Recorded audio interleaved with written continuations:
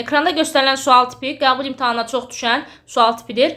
Hansı ki, hər gün sizlər üçün qəbul imtahanına düşə biləcək qəbul tipli 3 sualın izahı gəlir. Buna görə də YouTube kanalımıza abunə olmağı unutmayın ki, digər video izahlar gəldikdə xəbərdar olasınız. Şərtdə deyilir ki, eyni radiuslu çevrələr üzrə bərabər sürətlər hərəkətdən 2 maddi nöqtənin dövlətmə tezliklərinin nisbəti m1/n2 bərabər 3-dür. Eyni radiuslu sözü var. Deməli, burada yazmalıyıq. R1 bərabərdir 2 və tezliklərin nisbəti verilmişdir. Gördüyümüz kimi 3-ə bərabərdir. Nöqtələrin eyni zaman müddətində, eyni zaman dediyi üçün T1 bərabərdir T2-ni yazmalıyıq. Getdikləri yollar arasında hansı münasibət doğrudur? L-i müqayisə etməyimizi istəyir. Xətti sürətin düsturu var ki, biz bilirik ki, V bərabərdir. L bölək T-dir. Həmçinin çevrə üzrə bərabər sürətlər hərəkətdə xətti sürətin kiçik n ilə olan, yəni tezliklə olan düsturu var. 2πr(n). Bax, bu iki düsturun bərabərindən biz asıllıq verəcəyik. Radiuslar eynidir. Üstdən xətt çəkək.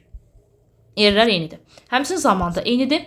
Buradan artıq görünür ki, L n-lə necə asıdır? Düz asıdır. L1 bölək L2 bərabər olacaq M1 bölək N2-yə. M1 bölək N2 nisbəti 3 verilib, bərabərdir 3 yazacağım. Buradan aldıq ki, L1 bölək L2 bərabərdir 3-ə. 3-ün aşağısına kəsr çəkib 1 yazıram, çarpaz vuracam. Onda olacaq L1 bərabərdir 3 L2-yə. D bəndi doğru cavabdır. Digərində isə period nisbəti verilib artıq. Yolları müqayisə etməyimizi istəyir. V bərabərdir yenə L bölək T-dir. Artıq burada böyük T ilə olan düsturunu verməliyik V-nin. 2πr bölək böyük T.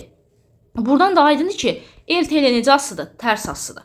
Artıq yazacağıq ki, L1 bölək L2 bərabərdir T2 bölək T1-ə. Baxın, T1 bölək T2 2-dirsə, T2 bölək T1 artıq bunun tərsi olacaq. Yəni 2-də 1 olacaq. Deməli, yekunda aldıq ki, L1 bölək L2 bərabərdir 2-də 1-ə. Çarpaz vururam. Olacaq L2 bərabərdir 2 L1. Baxın, C bəndi doğru cavabdır.